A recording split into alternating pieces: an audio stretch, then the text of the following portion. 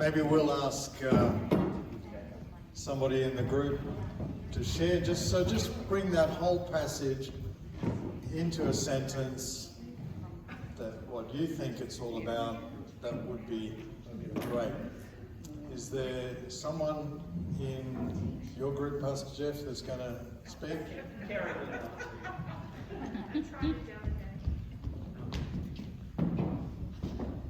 Right, loud voice. Oh, got a mic, not so loud.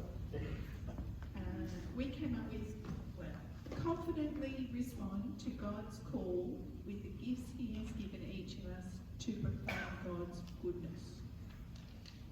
Good on you. And kind of thinking there's some things not quite in there, but that's some of it anyway. Yeah, sure.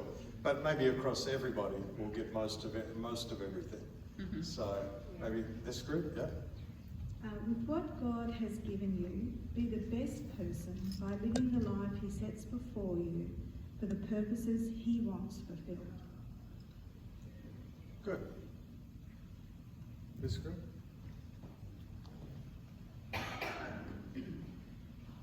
Timothy, my son, I am qualified to exhort you that you have been graced with everything you need to follow your call. Good. Very personal.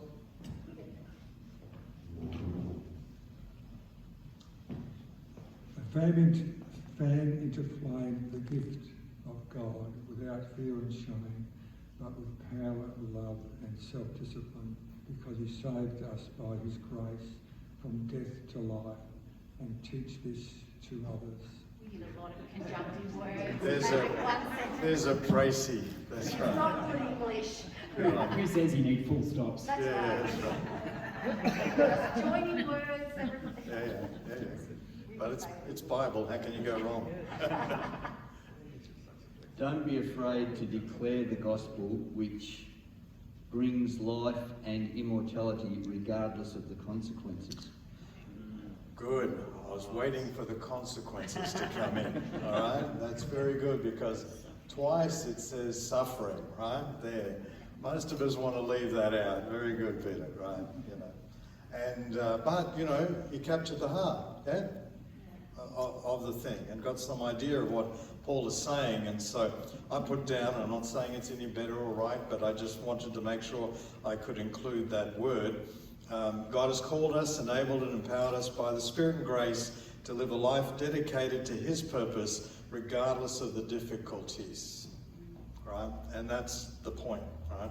Because to reach these people, 93% going to hell, there's some difficulties. But we need to be aware all the time that just helping and engaging with people does not serve the purpose of God. That is a means to an end.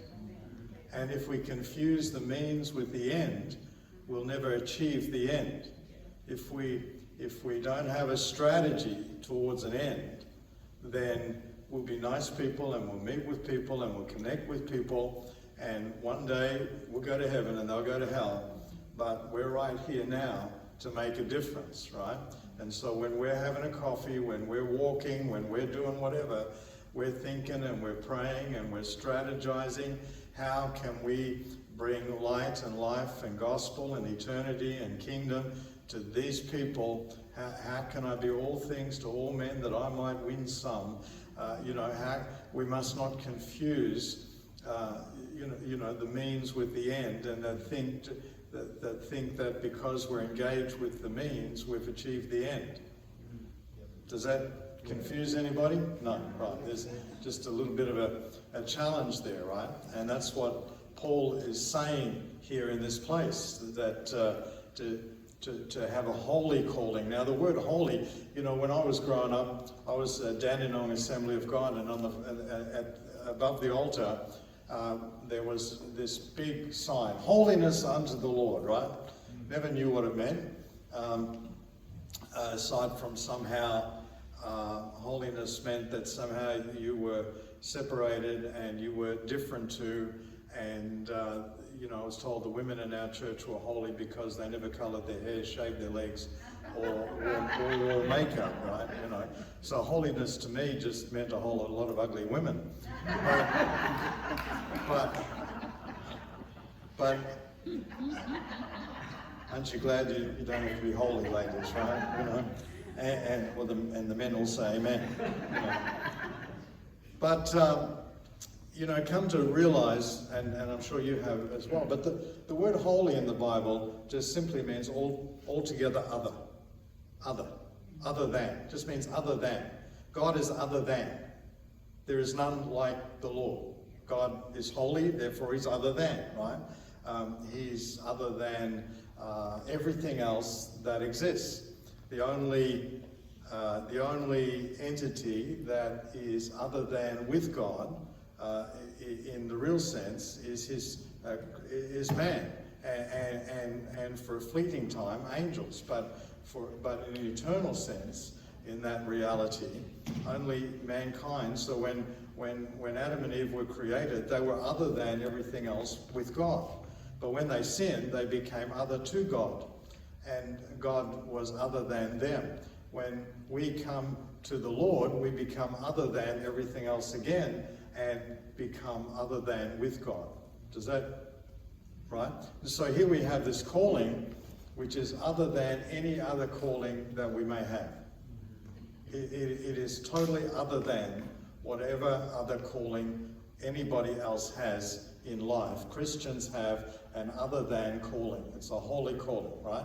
And so that's why somebody may have a calling to help the sick and to be a nurse, but that's not an other than calling. That's a great thing, but bringing people to eternity, saving souls, giving them a place on the new earth, only believers have that calling. That's a holy calling. That's an other than every other calling. I'm not saying that a nurse's calling is not a great calling. My wife's a nurse. 2 of my daughters-in-law are nurses. I was a paramedic. I think it's more than a job. I think it's a calling, and there are other things like that in life that are also callings. And people can get involved with welfare and community and for the good of others, and that's a great calling, but it falls short. It's not a holy calling.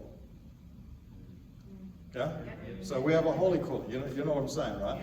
And so communities will keep churches busy all the time and make them feel good, like we're doing something and we're worthwhile and we're connected, and they'll keep you busy forever on a calling like everybody else, but maybe not the holy calling, right? So I'm not saying that we don't do all the good in the community. Of course we do. We do that because the gospel is in us, and out of that we want to do good. Yeah? Out of that we want to help, and we want to love, and we want to go the extra mile, and we want to, because we're other than people.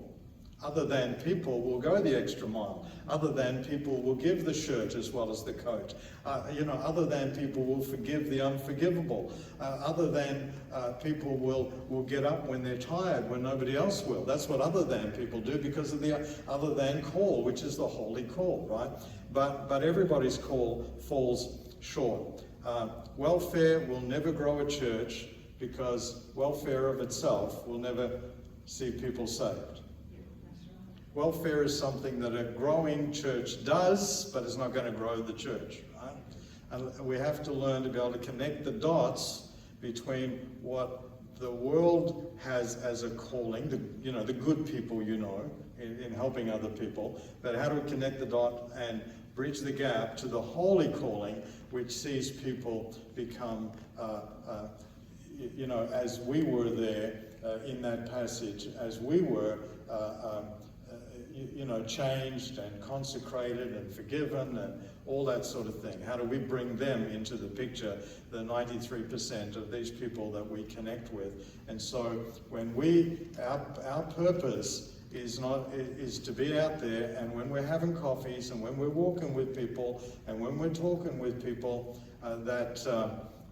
we understand that we have a holy calling. We are other than. That doesn't mean we are necessarily different than, in that weird sense, the holiness sense of the not coloured hair and the not shaved legs and all that kind of stuff. But other than, there's something other than in our life that people see. and that people hear and people know. And so there's an engagement that we have to get to that is deeper than perhaps the cursory engagement that we can so often leave it at. Now, we're not going to manage to do that with every person, but with some. Yeah, so that's what we're thinking about. That's what we're praying for. I mean, how many people are we praying for that we're meeting, and before we go and meet with them, are we praying, God, is today the day of opportunity? God, today let me be sensitive to a word I hear, a look I see, something I feel, something I sense, because I want this to progress to the holy call. Is that okay? You know, but that's how we need to be living, isn't it? Otherwise, life just goes by and we attend these people's funerals, but, you know, what have we done? So yeah, context, hopefully it's okay to just challenge, but we need a life of influence in our call, right? So if I was to ask, what have you been called to do? So, okay, well, we've been called to bring the gospel, bring the kingdom, bring people to faith, you know, that general thing. But Paul says in this passage, he said, I'm a herald, I'm a teacher, I'm an apostle. That's my role in the big role, right? So, but he's saying to Timothy, your role is you're the pastor, Timothy, right? That's your role. Your role is not my role, and my role is not your role, because we are different, right? We're different characters, different pathways that we've taken, different gifts, and connecting to different people. And so, you know, we may have different roles. Some of us can sow the seed, and some of us are really good at watering that seed, and some of us are really good to be there to reap what the seed has sown, right? But all of us are involved in this kind of thing that we're doing. And so what's your specific calling? What is your specific purpose? We have different gifts, you know, and some of us can open people's eyes to the loving and caring nature of God. Some of us can perhaps speak inspired words of knowledge and wisdom into people's lives at the right time that just makes them come alive to perhaps something is more profound here than than you know, shallow conversation. Some of us you know, have the abilities to be great you know, practical helpers in people's lives that allow us to get trust from them, and they can trust us so that the conversations can occur down the road. Some of us have the ability to really be able to open people's eyes to truth with teaching and apologetics and arguments and philosophy that some people may need because different people come on different paths, you know. And so how has God created you in your life journey with your gifts so that you know that you can confidently say, well, I'm following my calling here and my purpose in the lives of the people I'm connecting with. Is that too nebulous? Do you know what I'm talking about? You know? Well, who am I? What gifts do I have? What abilities do I have? How do people respond to me? Therefore, what's my role? Therefore, you know, what's my purpose? Because, you know, unless something has a purpose, it doesn't really have a meaning. I mean, think about it. People don't create something that has no purpose. I mean, there's nothing that I could think of that people can create that has no purpose. I mean, people might make a mess, but that's not what they're setting out to do, right? You know, and if they are, then, you know, there's something that's wrong in their life and sick. But in the normal sense, if people are creating something, they're creating it for purpose, and if it has purpose, it has meaning. Yeah? And so obviously, we want to live lives of meaning, yeah? So, would you go into your groups and maybe just think about it, and maybe even share if you know something about the other person and they're not really sure about perhaps what their gift is, how they could fit into the purpose of God. Maybe you could lovingly share it with them. Say, well, I think you really have this strength. I think you really have this temperament. I think you could really move into this area. I think that, do you know what I'm saying? Are you enough with me? Yes. That somebody in the group gets that, yeah? And because the Bible tells us we all have gifts, right? But all different gifts. We all have different temperaments. We all have different life journeys that we can share to help people and to open dialogue and conversation and so forth. We've all had enough good times and bad times, and we've all had enough victories and failures to be able to do that, right? Yeah. And you know, what spiritual gifts could I have and cultivate that perhaps I'm discerning beyond myself, and I'm able to speak beyond myself into circumstances and situations as well. And you know, what practical skills do I have? But how can that not be just an end that I've helped somebody, but a means? Now, I know people say you shouldn't have ulterior motives in helping people. Yes, you should. Get rid of that rubbish thinking, right? So that, you know, the old saying about somebody that was speaking in Hyde Park. Anybody been to Hyde Park in England? Yeah. So, you know, we got all the soapbox preachers and, you know, all that sort of stuff, you know. And somebody was saying that, you know, we belong to this organisation where, you know, we'll put a new suit on that man. And then the preacher got up afterwards and said, well, I want to tell you, a new suit on a man is great, but I want to put a new man in the suit. You know, and that is our ulterior motive, right? But sometimes the shortest route is the longest way around, as long as we keep focus, yeah? And you know, when you're sowing that into somebody else's life, I think that there is this process of sowing and reaping in the balance of life that God brings, that somebody else may well then be sowing into your sons and daughters and brothers and sisters and grandchildren's lives as well somewhere. There's this completion circle thing. And as you sow, you reap. Yeah?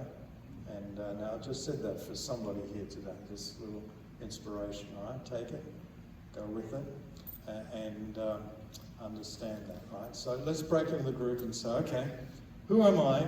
What have I got to offer? What are my gifts? How do I think I can make inroads to these people that I'm doing life with? Would you have a little conversation?